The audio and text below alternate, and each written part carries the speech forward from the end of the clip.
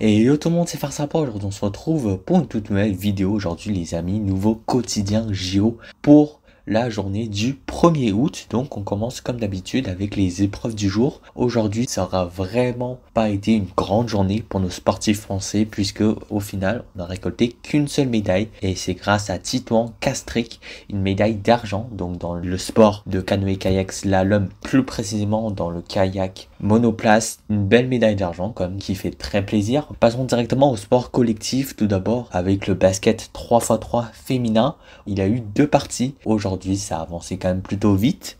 Donc je vous affiche les résultats là. L'équipe de France s'est d'abord imposée contre l'Azerbaïdjan, puis a perdu contre le Canada, pour arriver à cet état-là dans le groupe après plus de la moitié des matchs qui ont déjà été disputés. L'équipe de France pour l'instant qui irait en barrage pour la qualification, mais il reste encore 3 parties à jouer, donc tout peut se passer encore. Ensuite, il y a eu également la 4e journée du tournoi de handball féminin, où là les Bleus ont déroulé contre l'Angola pour se mettre dans une position absolument favorable dans le groupe. À une journée de la fin, on est premier du groupe, déjà qualifié pour les quarts. Donc il devrait plus trop avoir de surprises. Ensuite, il y a eu également la 2e journée du tournoi de volley féminin. Et comme pour plein de choses, voilà, dans ces JO, ça s'est déroulé sur en fait plusieurs jours. Mais techniquement, c'est la même journée de compétition. C'est toujours pour le compte de la 2e journée du volley. Donc voilà, une lourde défaite de la France pour arriver dans une position vraiment très compliquée. Je pense qu'en vrai, on est quasiment éliminé. Disons-le, il faudrait vraiment un miracle pour se sortir à la dernière journée dans ce groupe A. Ensuite, il y a également eu la 4e journée du tournoi de hockey masculin, où là, l'équipe de France n'a pas pu échapper à l'inévitable, une nouvelle défaite, ce qui détruit totalement les chances de qualification. C'est donc d'ores et déjà officiel. L'équipe masculine d'hockey sur gazon de la France est éliminée du tournoi des Jeux Olympiques. Mais bon, ça aurait été quand même une belle expérience, je pense, qui nous a fait découvrir ce sport à beaucoup d'entre nous. C'est comme ça, de toute façon, ça n'a jamais été un sport important en France, on le sait. Ensuite, donc, toujours dans le tournoi de basket 3x3, cette fois-ci pour les hommes, il y a également eu 2 journées qui se sont plutôt mal passées pour les Bleus. Voilà, 2 défaites. Mais vu comment sont comptés les points dans ce tournoi, on se met finalement plutôt pas mal dans ce groupe avec la 3e place. Il reste encore 3 journées à jouer comme pour les femmes. Ensuite, il y a également eu la 3e journée du tournoi de water-polo masculin avec une autre défaite encore une fois de la France. Voilà, c'était vraiment pas une belle journée hier, ce qui nous met dans une position pas ouf mais quand même qualificatif pour l'instant. Donc il va falloir tout arracher les 2 dernières journées pour essayer de se maintenir dans cette position. Ensuite, il y a également eu la 2e journée du tournoi de basket féminin. Et là, c'est comme pour le volley, ça s'est joué sur plusieurs jours. Et là, la France s'est imposée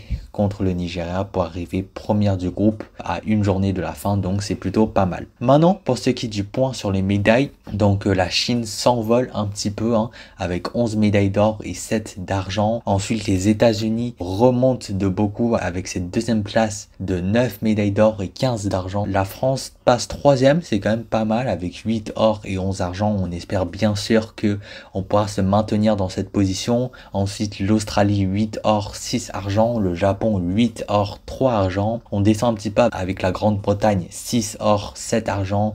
Ensuite, la Corée 6 or, 3 argent. Ensuite, l'Italie, 5 or, 7 argent. Le Canada, 3 or, 2 argent. Ensuite, voilà, l'Allemagne, les Pays-Bas, la Nouvelle-Zélande, la Roumanie, Hong Kong, Azerbaïdjan se retrouvent chacun avec 2 médailles d'or. Ensuite, ça, c'est les pays avec une médaille d'or. Tout en bas, vous pouvez voir le Brésil qui fait quand même pas mal, qui fait 6 médailles, 3 argent, 3 bronze. Donc si jamais le Brésil gagne une médaille d'or, il remonterait d'un coup énormément de place. Mais pour l'instant, voilà, il se contente de cette 30e place. Ensuite, c'est les pays avec une médaille d'argent. Et pour finir, en bas, vous voyez les pays avec des médailles de bronze. J'ai pas affiché l'entièreté de la liste, mais en bas, il restait juste quelques pays un peu osef. Maintenant, pour ce qui est des épreuves à venir, donc dans la journée du 2 août, tout d'abord, j'ai mis le judo parce que d'abord, c'est la dernière journée de compétition individuelle. Donc demain, ça sera les mixtes et après le judo, ça sera fini. Mais aussi, deuxièmement et surtout, ça sera la compétition du très grand Teddy Riner. Donc bien sûr, on espère qu'il va aller la chercher, hein. On espère qu'il va aller la chercher, cette médaille d'or. Ça serait vraiment décevant si ce n'était pas le cas. Dans sa catégorie, bien sûr, de plus de 100 kg hommes. Et il y aura bien évidemment aussi la journée plus de 78 kg femmes. Comme d'habitude, comme depuis le début pour le judo, ça sera une journée de compétition en entier. Donc ça commence en début de journée avec les 16e de finale. Puis ça terminera en fin de journée avec les finales. Ça se passera à l'Arena Champ de Mars, bien évidemment, comme d'habitude. Ça commencera à 10 h et les derniers combats commenceront vers 16 h. Mais on imagine que la finale, ça sera beaucoup plus tard, vers 17 h au moins, voire 17 h 20, etc. Donc, il faudra vérifier en temps réel. Ça sera vraiment le main event du jour. Donc, ça sera diffusé sur la 2, principalement aussi sur la 3 et Eurosport 2 également. Donc voilà, ne manquez pas ça. Ensuite, il y a également la première finale de badminton.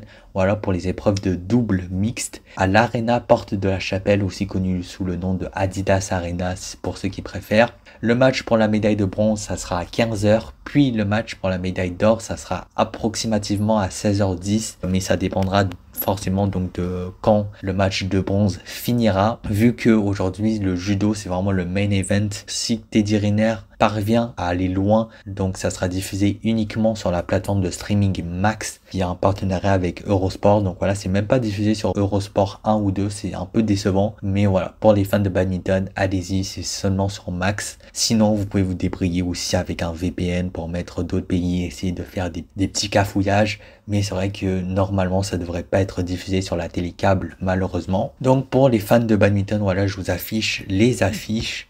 Mais en vrai, moi, je vous mens pas que je les connais pas. Ensuite, on aura des épreuves de BMX Racing pour les hommes et les femmes, donc les demi et les finales dans le stade de Saint-Quentin en Yvelines. On commence avec les demi-finales hommes à 20 h, puis juste après les demi-finales femmes à 20 h 15. Ensuite la finale hommes à 21 h 35 pour finir sur la finale femmes à 21 h 50.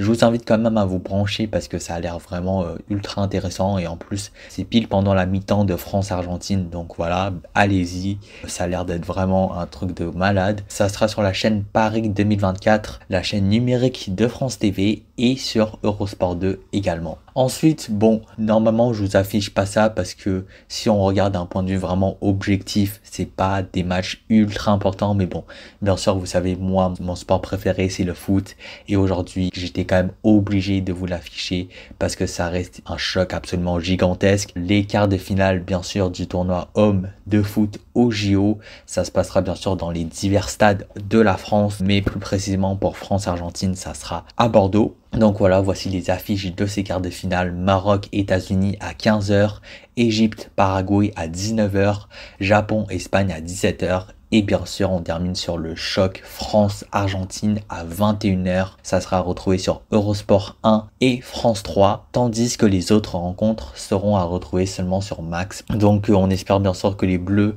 vont réussir à battre l'Argentine pour se qualifier en demi-finale. Et bien sûr, aller chercher l'or à la maison, hein, ça serait vraiment génial et important. Ensuite, il y a également la première finale, et même il me semble la seule finale de trampoline aujourd'hui pour les hommes et les femmes. Aujourd'hui, il y aura les qualifs, puis les finales tout simplement à Bercy. Les qualifs femmes, ça commencera à midi avec une finale à 13 h 50. Les qualifs hommes, ça commencera à 18 h et avec la finale à 19 h 50. À savoir que ça sera également seulement sur la plateforme streaming Max. Mais le trampoline, je pense que ça reste assez intéressant. Il y aura des belles figures, donc si ça vous intéresse, branchez-vous. Et puis comme je vous l'ai dit, si vous n'avez pas Max, essayez de cafouiller quelque chose avec des VPN. Ça se fait quand même assez facilement. Ensuite, il y aura également la première finale de tennis pour le double mixte et également une médaille pour le simple femme. Donc il y aura les finales bronze et or aujourd'hui à Roland-Garros bien évidemment. D'abord le match pour le bronze du double mixte à midi, ensuite le bronze du simple femme à 13 h 30, puis la médaille d'or du double mixte à 19 h. Encore une fois, c'est uniquement sur Max, mais je pense que ça vaut quand même beaucoup le coup. Enfin surtout si vous êtes fan de tennis. Je vous mets également les affiches. Maintenant, passons au zapping directement, l'actualité du jour. Donc, c'est pas vraiment des choses qui sont passées hier, ça s'est passé quand même il y a quelques jours, mais c'est des images qui tournent sur les réseaux sociaux. Donc, la Coréenne Kim Hee-jae et le Turc Yusuf Dikec sont devenus absolument des gigastars sur les réseaux sociaux grâce à leur position élégante de tir, on va dire, qui ont vraiment su charmer le monde entier. Donc voilà, petite anecdote sympa. Et puis nous on se dit à demain pour une nouvelle vidéo. Salut tout le monde, c'était Farsrapa, à plus à la prochaine. Allez, ciao!